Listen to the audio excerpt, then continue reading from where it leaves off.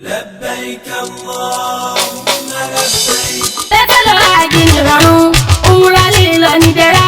Adéhùn fi tọ́lá yọ̀nà àtàbúlàtọ̀ ní kẹbálọ̀. Tẹ́tẹ́lọ àjìnìrọ̀rùn, òmùra lílọ nìdẹ̀ra. Adéhùn fi tọ́lá yọ̀nà àtàbúlàtọ̀ ní kẹbálọ̀. Kò sí èméjì àmọ̀kẹ́, ó dá mi lójú gedegbe. Wá ṣiṣẹ́ àjìlá ṣe pé hospitality wọ́n dúró. Accommodation wọ́n jẹ́ bàbá. Ticketing and reservation, consultancy services. Destination advice pẹ̀lú tourism iṣẹ́ wọn ni group tours arrangement. Mo fẹ́ lọ àjì pẹ̀lú múra wa wọn ni mo mọ̀ tó lè bá lọ. máa bọ̀ ní Al-Yusuf International Travels and Tours tó kalẹ̀ sí nọ́mbà 50 Ìṣàgá road Owódélé bus stop along Lut road Sùúrùlérè Lagos telephone 0803-512-4441 tàbí 0802-396-3632 ọ́fíìsì wọn tó wà nílùú Ìlọrin Ìbàdàn Ọ̀yọ́ Ayétòrò Al-Yusuf International Travels and Tours ìbẹ̀rù Ọlọ́run ni wọ́n fi ń ṣiṣẹ́ tiwọn.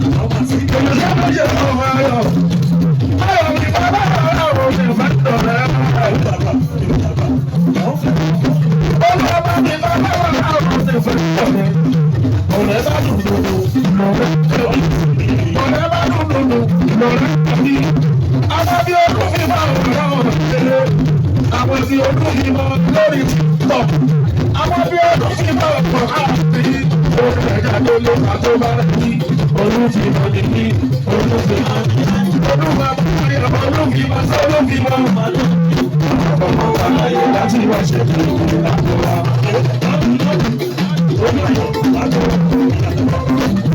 Ọjọ́ tó ló bá tó bá rẹ̀ ní olùfìmọ̀ ní olùfìmọ̀ sọ olùfìmọ̀ ọmọ wa láyé láti wá ṣe kí